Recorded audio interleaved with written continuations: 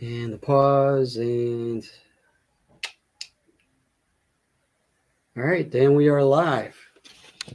Hey everybody, Al Simpson, Vampires of New Jersey. You may or may not know, I have a Kickstarter right now, which is Westchester, so #2, so go check it out. Podcasting, I want to talk to people I never get a chance to talk to, even when we're at shows. Everybody's so busy at shows, you run by each other and you never actually get a chance to have a conversation. So it's my good friend Phil Russertt.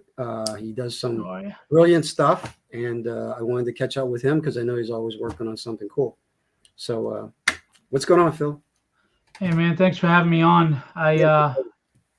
Congrats on your show coming up and all the things that you're doing too, man. Yeah, you're in the grind. You're struggling, doing the day job, raising a family, and doing the indie thing. God bless you.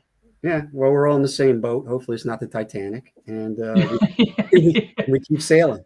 Mm-hmm. Well, if it is, we're the last to go. There you go. But so yeah, what have you been up to?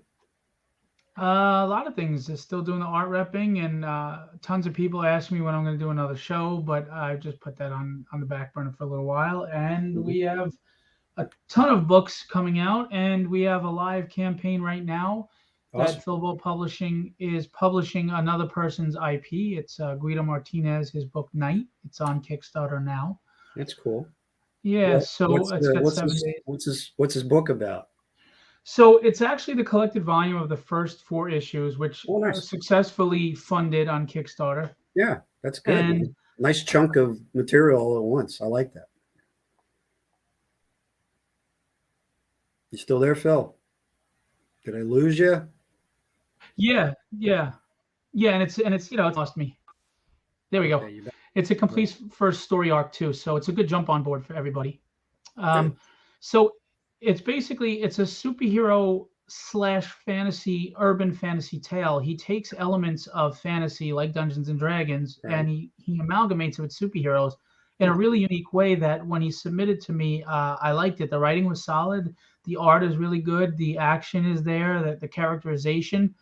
As a writer, trying to balance the exposition with the action in a comic to keep people entertained and the pacing is not always easy, but Guido did it, and I really liked the book, and I thought it was a winner, and we went for it. So we crowdfund right now. Awesome. That's good that you can do that for other people and help get their stuff out there, Phil. That's the key to reaching more people. Well, of course it helps me as well, but if I can help myself but help somebody at the same time, you do it. Why not, right? We're a community. We're all struggling and feeling the same frustrations at times, the same triumphs at times. And God knows, your Kickstarters do very well, so you're not at the point where you're sweating it in the middle anymore, but that dead middle sometimes drives you nuts. Well, it's all the same. Everybody hits that hump, and everybody sweats. If you don't sweat, there's something wrong with you. So, that's true. Because you always wanted to do better than before, or more of something, or and it's whatever you get. At this point, I launch it, and then I know what I need to do, and I don't have to look at it every day. I just say it's like running bases when we were kids playing softball or stickball or whatever you did when you were a kid. You hit the ball, you run the bases, and you hope for the best. Hopefully, you come in safe. Yeah, my stress levels can't take looking at the campaigns every day anymore. Yeah. So I'll try to just leave it be, and because looking at it isn't going to change anything. No, so it's going to go. It's going to go up. It's going to go down. It's going to end up wherever it ends up. So just let it roll. Yeah, you see that canceled pledge, and it's just like a dagger right in your chest. Yeah, it's painful. I used to have really big rewards, and a big reward will swing it a long ways. And now I don't have them that big anymore. So if somebody cancels out, I can, it's incremental. It's not as painful. Right. I used to have like $800 reward or $500 or something crazy like that when I started, because I thought, other people are doing it, and you get somebody who thinks they want it, and then they realize, I got a house to pay for and kids to feed. Right. You know what I mean? And then they yank it out, and I'm like, yeah, look, if you have to choose between, me and that, then I understand. But sure. But it's no less painful, so. Well, like I remember Tragedy issue 3, we were at like 17 grand, and I literally lost $3,700 in the last 4 days in backouts. I mean, we still made 13 grand, but it was yeah, it hurts. It was insane. I just didn't know. I was like, what is going on here? I thought Rod Serling was standing in a corner or something, smoking a cigarette and narrating. Yeah. But hey, you know what? We still did 13 grand, and Tragedy's been going strong. And I'm fulfilling 5. Actually, I just finished fulfillment on 5. That's the Jimbo Salgado cover. Beautiful. Thank you. Nice. Yeah, I try to get a good blend of the best indie artists in the industry, and I also work with some of the biggest names in the mainstream. A nice mix. Get the collectors, get the readers, and supporting indie at the same time. So yeah, you got to mix it up, man.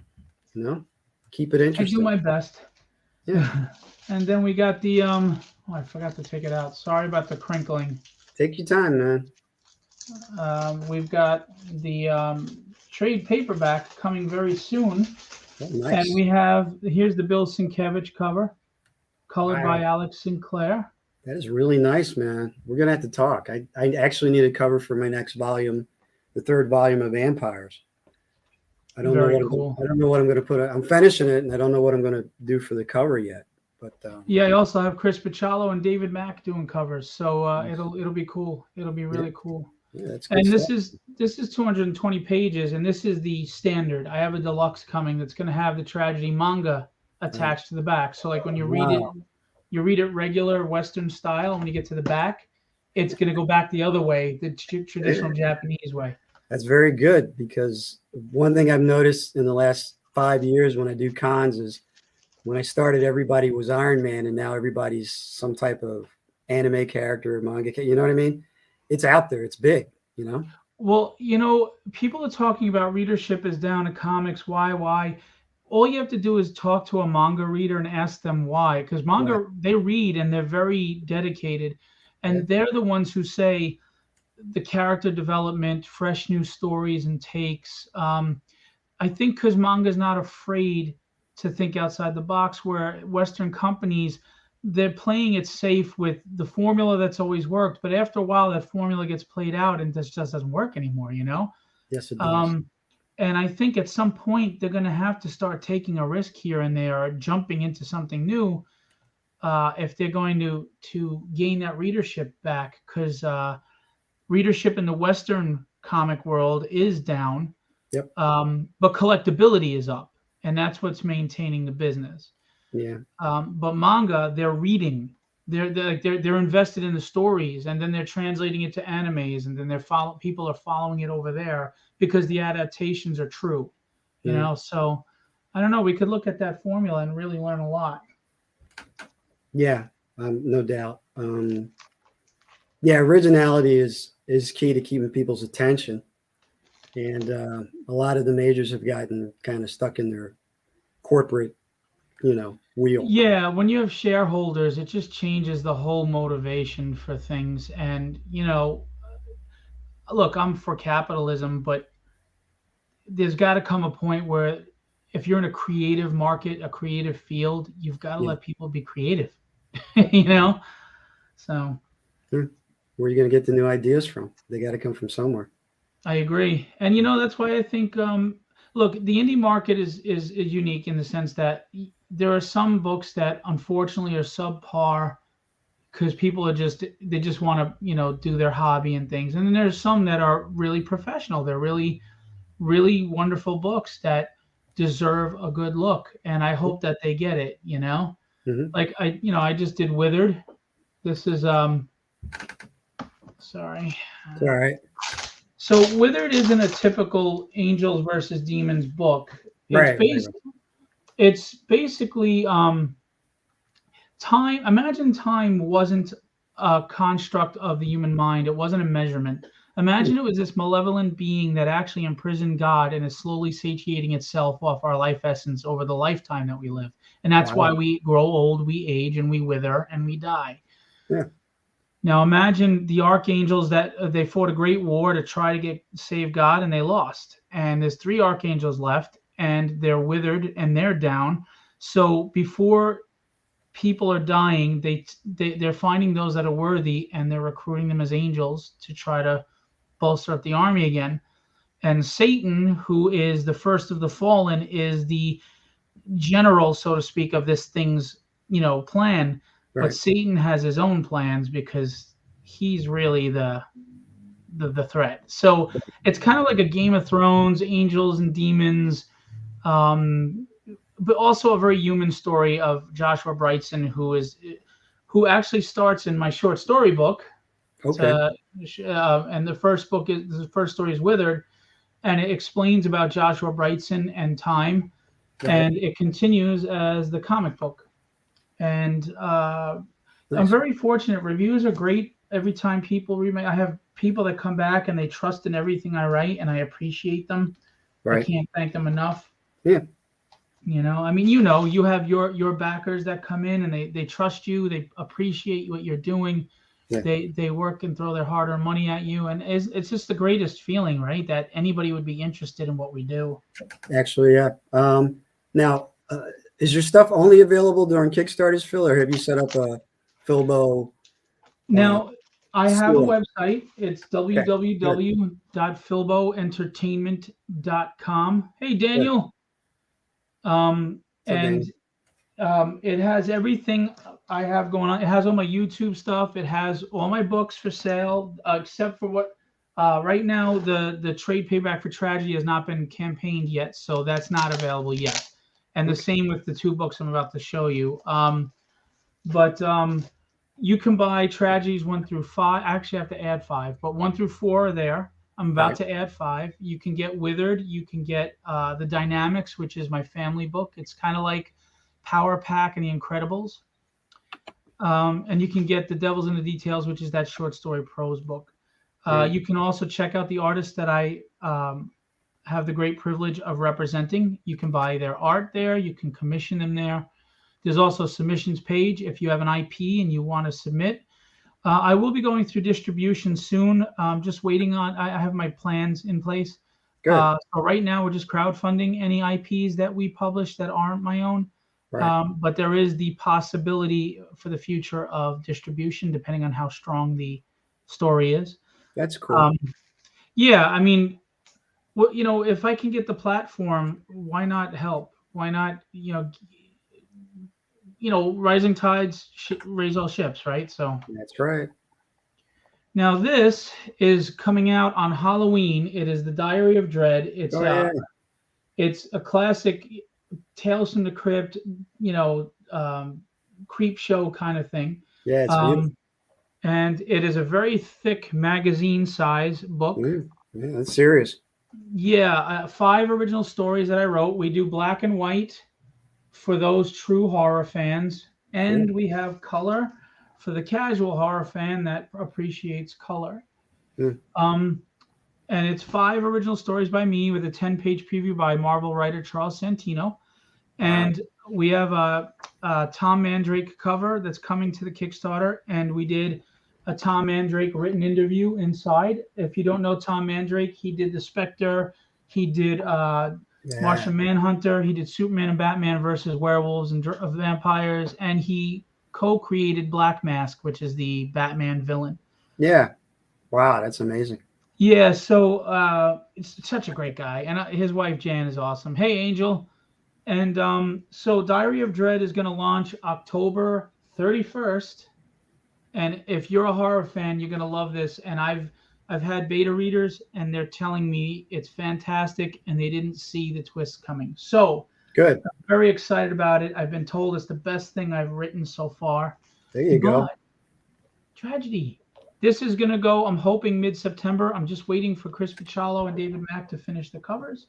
Right. And we're hoping that'll go mid-September, right before Diary of Dread. Very cool, man. You're packed, Phil. You got stuff coming out left and right, man. How do you find the time? I don't sleep. I mean, literally before I came on, I just finished writing a 110-page script for a graphic novel I'm doing called Shaman.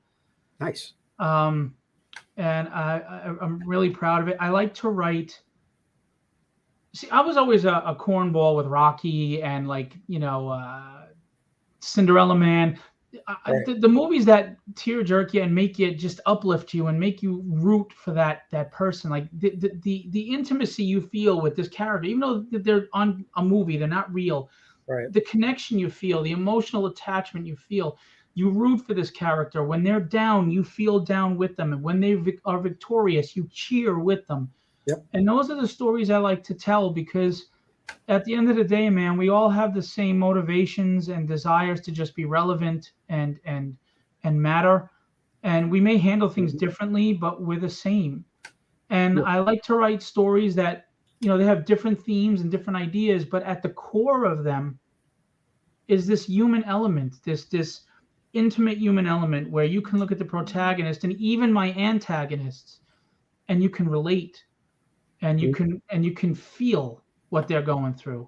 Right. And I think that's essential in writing, that I think has kind of gone away recently in comics. Right. I think characters become so generic, and I mean, I don't know if it's agenda driven or just the writer's take or just poor writing, but the characters seem two-dimensional. They're flat.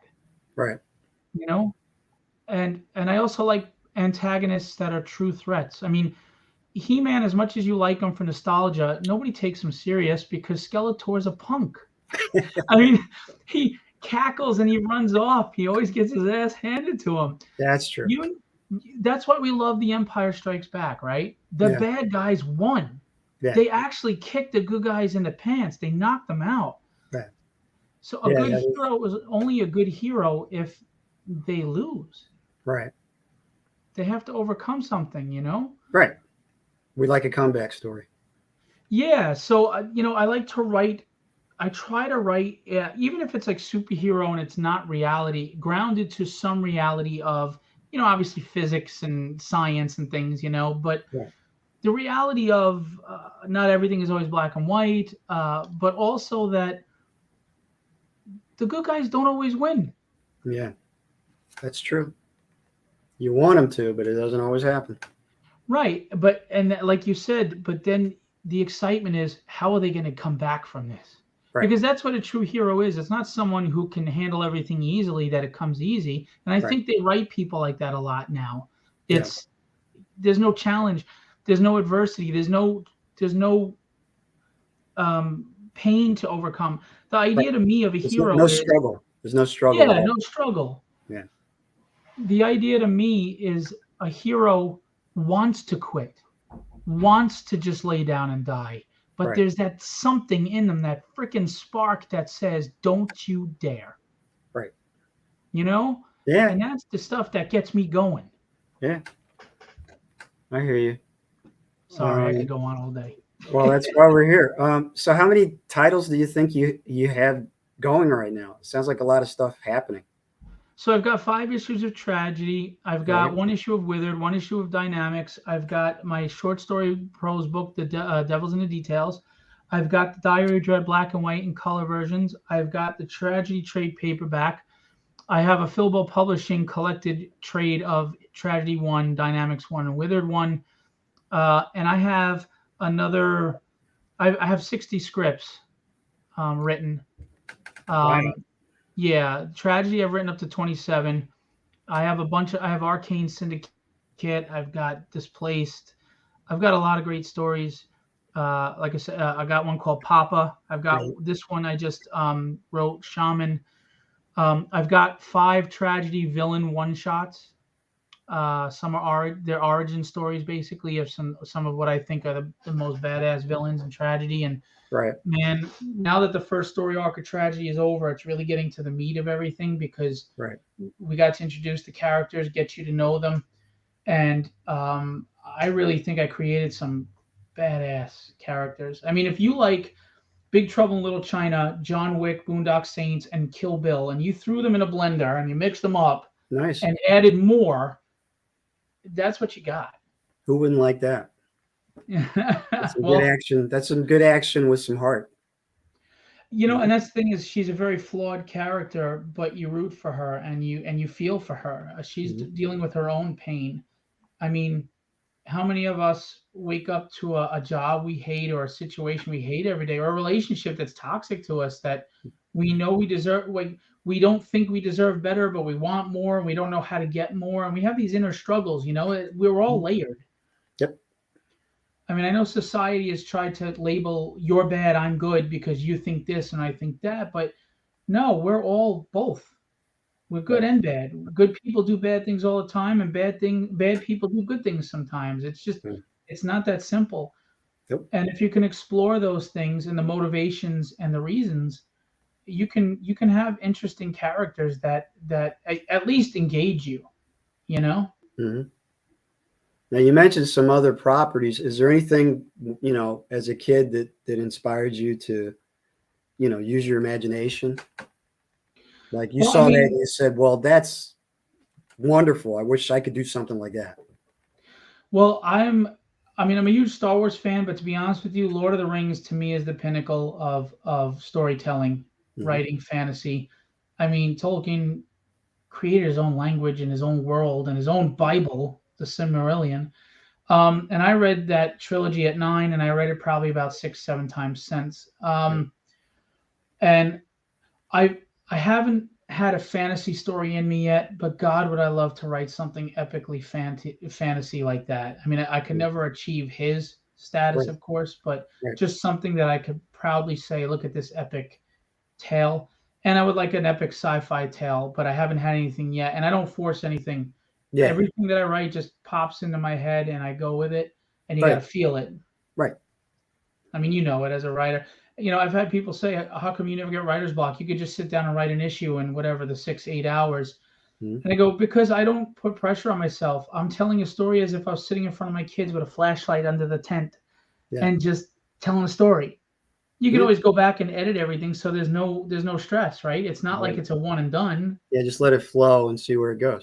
Yeah, and you can go back and tweak whatever you need to later, but just enjoy the journey, have fun. Let your imagination go like you're still a kid. And I am a kid. I'm going to be 51 in a month and a half, and my wife thinks I'm her third child. So happy birthday. Yeah, thanks. Actually, the first day of New York Comic Con is my birthday, October 12th. Okay. Wow. Yeah. Well, that'll be a great birthday then, right? Yeah. Will you be at New York Con? Not this year. No. Yeah, they rejected me, but I'm going as a fan. I go every year since day one. I'll go again. Did you go as a small press last year? No, I was in Artist Alley 2 years ago. Right. And then they rejected me last year and this year. Right. Okay. Because it's complicated. I mean, I only went because Stan was like, "Do you want to split a table?" And I was like, "Well, who doesn't want to do that?" And, we hung out, and my wife had some points, and we got a good hotel, and we just enjoyed it. I mean, it was a great experience. Sorry, that's my phone. And you had a great spot up front too. Very cool. Yeah, it was nice. I mean, McFarlane was like behind us, and then Claremont was like in front of us. Yeah. So just between their two lines waiting, people were buying stuff. So it was nice. Plus, I got to hang out with Stan. Kanalka, good guy. Yeah, and and that's the thing. I don't do small press, and I mean no disrespect, because there are a lot of great talent up there, but a lot of people don't pay respect to that area. They don't go, and then you always have that one carnival barker that scares everybody away from the aisle, and I'm like, man, I didn't pay for this. Yeah. I was just curious because I know Omri was like, "Oh, you could go with small press," and I've never actually tried it. But I did last year. I split a table like you did, and then wound up actually damaging my knee, and I couldn't walk. So my friend took the table from me, but it was terrible. We did terrible. The traffic wasn't there, and we had a carnival barker out in the aisle that was making everybody avoid that aisle. And don't be that carnival barker. Artist Alley is really the place. Yeah, absolutely. It always is, It's shifting a lot though. Like Billy Tucci and Buzz and some big names, they didn't have them in this year, and they've been there since day one. It's just absurd. That's weird. Yeah, but they'll be with Hot Flips, so go check them out there. So it's starting to be overrun by all the agents, buying blocks of tables. So, which I'll keep my opinions about that quiet. I mean, I'm an agent myself, but I'm a small agent. You can complain. Nobody's listening. Oh shit! I'm the type of guy that if I don't like how something's being done, I just do it myself. I didn't like how comics were being written. I wrote comics. I don't like how the art repping is going. I became an art rep. I don't like how shows were going. I did my own show that was comic driven. Yeah. You can scream at I the guess sky. I'm kind of like that. I get curious a lot about how people do things, and even the podcasting. I said, well, what's going on with it? And that's when I started doing this. Is to launch the Kickstarter with the other with the artists. It seemed cool. Alex. Yeah, he's an artist I represent. Actually, he's Alex. very busy right now, and he's an amazing artist. That's cool. Yeah, he's actually coming to visit me in 2 weeks. We were supposed to do a horror convention, which got postponed to January now. So he's stuck with me for a while. So we might be going to Baltimore, Alex. Oh, nice. Actually, I think we are going to Baltimore, Alex. Baltimore Comic Con? Yeah. Yeah, that's a lot of fun. I had a good time down there. Yeah, I was there. We tabled last year, and Alex came. He lives in Mexico, and Kenny Calderon, who's another artist I rep. And it's a great show for art and comics. It's basic. My shows are smaller. Like I don't get 20, 30,000 people. I get about 2 or 3. Right. But I'm like a small Baltimore small heroes con. I get big names like Adam Kubert and Jim Steranko and nice Art T. Bear and all of them. But I'm not that size yet. I'm about 20,000 square feet. So, but people love the show and they enjoy it, and it's fun to put. You're gonna find out soon how stressful and fun putting on a show is. Yeah, we'll see. I mean, I didn't think it would, the vendor thing would take off as quick as it did, and I missed out. I wanted to do the show badly, but it looks like it'll be fun. So I'm sure I'll do it again next year. But yeah, you're right. It's a different level of stress. And wait until the night before. yeah. If a table opens up, let me know. I want to sell Diary of Dread. Yeah. I did want to ask you. Do you see the things you're working on as films? Alejandro Rojas is on now. He actually has an IP that I'm going to be publishing as well called Fumigator, and it's actually really good. It's a post-apocalyptic in Cuba, and it's kind of like Judge Dredd and Terminator and all these things mixed together, but it's different because there was a great cataclysm of nanobots basically decimating the population. And fumigators go into these really post-apocalyptic tenements where there's aliens and creatures and things like that to clean out these nanobots. He's a fumigator. He's fumigating the nanobots. Wow. So it's well illustrated by Alex Bravo, written by Alejandro. I'm publishing. It's going to be out in a little bit. Very excited about it. It's well written. Alejandro is a great guy, and the story is different and it's fun. Wow. Yeah, that sounds cool too, man. You got a finger in every pot. Nice.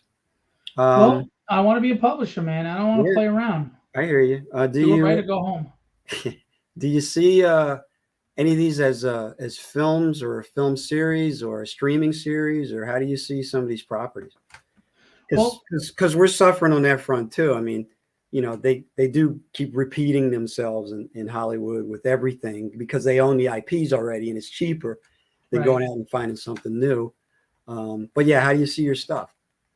Well, I write just for the sake of writing stories I love and comics. Right. But I do tend to write, and I've been told this by readers, in a way where they envision it as a show. Probably just because I've watched so many movies over my lifetime, I've subconsciously taken in, because really, if you think about it, sequential artwork is frame by frame movies. Yep. Storyboard in the film. Yes. So honestly, I'm a creator. I see everything I do could be potential. Like Dynamics, I can see as a nice family cartoon. Mm-hmm. Tragedy, I could see as a streaming, like a Daredevil kind of streaming with a good budget series or a movie, but I think it'd be better as a streaming show, live action. Right. Diary of Dread, I think, would make a fantastic anthology, horror anthology. And and Withered, I could see it as a movie, but it is a tough sell being angels and demons for people. So that's probably the I don't know. Constantine did pretty good with that. And how long was that the Winchester, what's it called? Oh, Supernatural. Yeah, it was on like what, 13, 14 seasons. That's true. That's true. I mean, that went on and on and on, and it was, I mean, they went to hell, came back, angels, demons, That's they true. did a lot of that. So the potential's there, It would definitely have to have a budget though because of the Yeah, demons and yeah, it's good. but Yes, no matter that's the a good fact. point. Yeah, I can see Alejandro's Fumigator being a really good sci-fi movie, actually. nice. And I could see Night being a nice, gritty urban street streaming show, Yeah, But I that's good, mean, man. I don't write for that reason. Yeah, yeah, But yeah. I'm after just saying, you, in general, how do you see things? Because I mean, I always tell people when they're writing, like when they wrote Legally Blonde, they didn't say this might be a musical on Broadway. right, So you kind of have right, to say in your mind, all right, I'm going to write it like this. Would it make a cool anime? Would it make a right. Pixar style? Like how do you see things? And the way things are today is things can be developed into all different types of things, depending on what you want to do with the IP. Agreed. I can see tragedy as a nice anime as well. If it was to be Yeah, animated, I would rather it be an anime. yeah, it would be Uh, beautiful. but live action, I would prefer, Yeah, obviously. that would be like Ghost in the Shell, like beautiful, tragedy. Yeah, I don't know if you saw what I posted, but Kenny Calderon, the pages he did for the tragedy manga are just insanely beautiful. Yeah, The emotion, the movement, the energy, yeah, the dynamics, yeah. and they're gray toned. We're not coloring it in traditional manga style. We're Mhm. going to do the first 5 volumes and do it in a traditional manga collected. Right. But right now, we're testing the market, to be honest with you, see how Mhm. well it goes over. Yeah. I think it'll go over well. We've gotten a lot of great feedback. I do a lot of marketing research and beta testing with all of my books. That's good, man. I do a lot. Mm. And thank God I get a lot of great feedback. I mean, to be in Las Vegas and have someone run up to me, dude, I'm glad you're here. I read Yeah, Tragedy, blah, blah, blah, and I loved Breath of the Dragon, and I can relate to it. And he's talking to me as if he, like the same passion he would talk about Batman. yeah. It's Well, it's whole, it's real to them. That's what I love about comics. yeah. If it hooks them, it's completely real. It's as legitimate as anything else. And it's so overwhelming in a positive way when people invest in your creation like that. It's Yeah, surreal, it's humbling, it's flattering, and it's yeah, just. I mean, the thought of just one person wanting to read my stuff, but never mind the fact that hundreds keep coming back yeah. is now hundreds in the grand scheme. No, it's not a large number, but for a guy like me to have hundreds of people want to read my stuff and they That's want to huge, read Phil. it, Now that's huge for anybody who writes.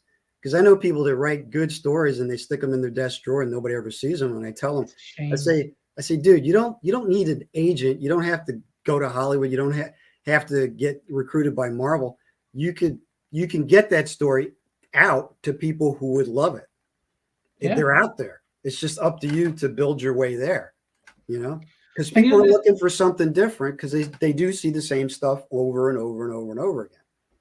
I agree. And there's different formats you can use, whether it's a prose book if you can't afford artists, Yeah, or if you can only afford a certain amount of art, you can do a narrative book with right. full page Right. panels in between, Yeah. or do a full blown comic and just take your time. Yeah. There's no rush, Yeah. but do it right the first time because that comic is your representation. If Right. it doesn't look good, Yep. because as a writer, we don't have it the same as an artist. An artist is That's for simple. sure. It's simple in the sense that I just show the picture and I automatically have a person going, I like it, I don't like it. I can Right. buy it, I can't buy it. Right. As a writer, we don't have that option. You have to buy the book to read it and say, yes, I did enjoy this writing. And Right. then people have to take the time to sit down and read it. Looking at a piece of art takes 30 seconds. Reading a book takes 20 minutes, half hour. Yeah. And people have short attention spans today, or they're in such a rush, or there's just so many opportunities and options. Mm-hmm. To get them to narrow down to your writing is very difficult. We're not selling books, we're selling trust. Yep. Yeah. Yeah. I mean, if Scott, what's his name? Scott Snyder, if he wrote something terrible, they'd still trust him because of his past resume. Right. and buy his books. Right. We don't have that trust in people yet. I mean, not on a large scale to where they're gonna be like, oh, Phil put out a new book. Well, I'm in just because Phil wrote it, you Right. know? Right. So Yeah. But it's gratifying reaching those people and having that crowd that enjoys your work. I mean, really, the event we're having later in November is only because people were like, "Oh, we want to have a day where we cosplay your stuff," And I was like, "Well, that's crazy that's that awesome. people would want to cosplay my characters. That's weird to me." But I said, and they were like, "We'll just call it Alton Simpson Day." And I said, first of all, that sounds lame to me, and that's my name. I said, I don't know if I would show up for that. So let's make it something different and a little cool. But yeah, I mean, having those people that really enjoy what you do is everything. It really is. But you've been putting in the time, you put in the grind, you're in the secret stash and all these stores, and you're doing your show, and you're putting your pitches out there. And I saw your post. Congratulations. I hope everything works out with the deal. Well, it's a weird thing, and I'll connect you with what happened because you're a writer, and if you feel like, hey, I would like to pitch somebody who does that type of thing, I did film before I did comics, so I'm on like a lot of film. Like I did like 15 festivals. My movies got in, and Oh, nice. my commercials were played on Comcast, and so I was doing a lot of different stuff, and I get emails from I think it's Big Apple Film Festival, and they're like, "Oh, we connect with these agents in Hollywood and around the country that are looking for new properties. You can have cool. You can have a Zoom meeting where they will tell you what they think you should do." Oh, So wow. I did a couple of them, and I did one with the guy that seems interested, and he was, I threw all my regular stuff at him, and he didn't, nothing appealed to him, which was okay. And it's usually like a meeting with like 10 other writers or 6 other writers, and each one of you gets like 8 minutes, and you talk about what you're doing, and he gives you advice. And I actually took a seminar for I wanted to find out how books work because I don't know anything about books. I know about comics a little bit, but not books. So I went to a seminar for writers, Philadelphia Literary Conference in the spring, and I had 3 literary agents that were interested in graphic novels. So I pitched them, and they said they were interested. But people always say they're interested, Right. and you never quite make the connection. So the one literary agent challenged me to write something brand new, but keep it a secret. So I worked on a project with artists for like 3 months and didn't tell anybody what we were doing. And then I said, well, I have all the elements. I want to tie them together. I should try and do a trailer. So excuse me, I know a voiceover guy that does radio down here near Philly. And I've been working with Elston, who He's a great guy. Yeah. And him and Chaz, his wife, Yeah. put together a trailer. And I said, well, this ties all the elements because, if you have like, I didn't do the entire graphic novel. I just had like 3 scenes, 4 pages each. And if you put it all together in something they can watch, that kind of helps the pitch. Sure. So I gave her the stuff, and it didn't fit anything she wanted, so she rejected it. And I was like, okay, but I wrote it broad enough that I can present it to people that are buying my stuff on the Kickstarters, Cool. like as a graphic novel, Right. not so pigeonholed. And then I saw that I was supposed to go to this pitch meeting, and I said, well, I don't even have anything. So I literally listened to everybody else pitch, and I know the moderator. He does films in North Jersey, and I had met the guy who didn't like my stuff before, so I where he's familiar with me. So I said, well, I'll go at the end. They ran out of time, and I was literally not going to say anything. And he goes, no, I'll give you 5 minutes. And everybody there was like, yeah, we want to hear this. You've been saying, what you're doing. So I gave him my pitch, and I played the trailer. And as soon as it was over, he started asking me all these questions about the project, like what would the character do here? What would the character do here? And he said, well, I'm definitely interested in this. And he goes, let me know when you get more, like a complete thing. And I said, Very well, I cool. wrote 100 pages of a script. And he said, okay, I'll look at that. And I was like shocked. I was like, okay, because this company has 22. He's been there, I guess, 20 years. He's a partner, and they have 22 shows online now, like on TV. Oh, wow. On networks and also streaming. Very cool. And the funniest part, you'll love this because you're old like me. And that's a compliment, trust me. Oh, I'm in reality. I'm grounded. He was recruited for television by Brandon Tartikoff in 1983. Oh, wow. Just before the Cosby Show came on.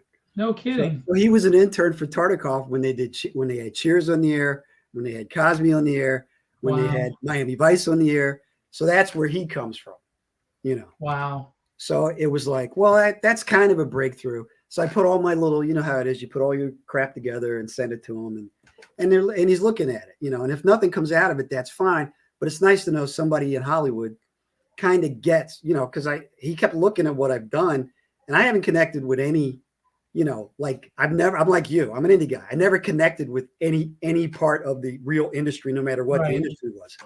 You know what I mean?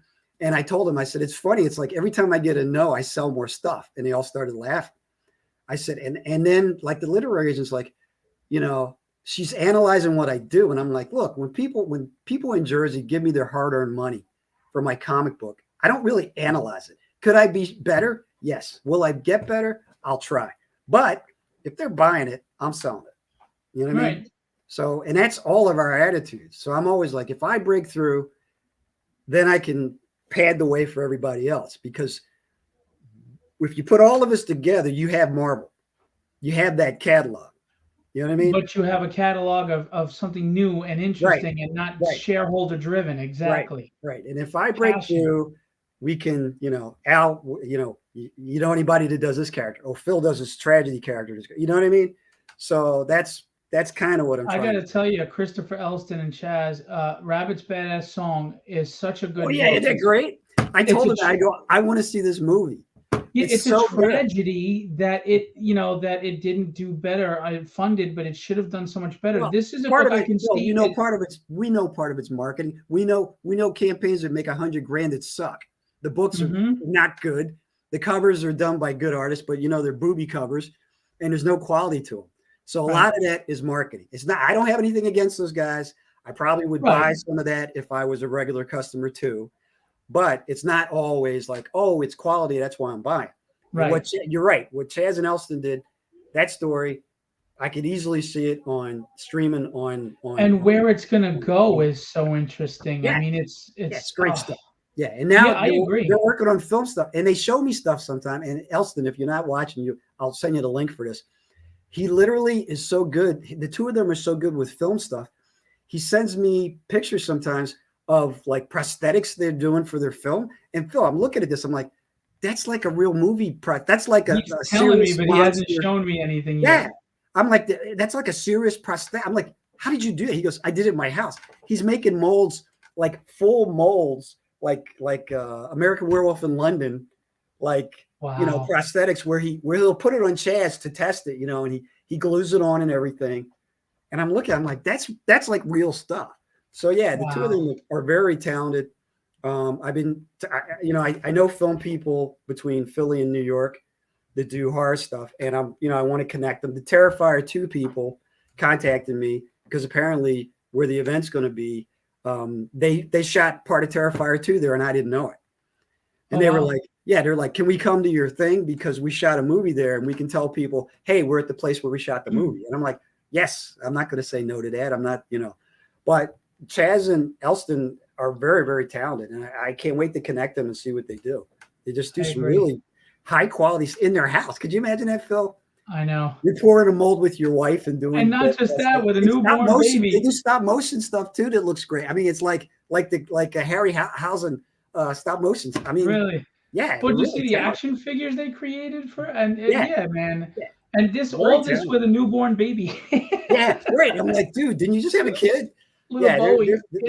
They're brilliant. I mean, I agree. I'm lucky to bump into them, and they have been working with me on most of what I do now. And good people. Yeah. And I told them, whatever you need from me, just ask. You know what I mean? Because you guys are the real deal. But yeah, with the indie bunch that stuck with us, not the ones that have disappeared, is at a great level, and we're lucky to have them. To know them and to work beside them and to be able to collaborate with them. And that's the joy of our indie thing. And I focus on that. I don't focus on the other stuff. I focus on that.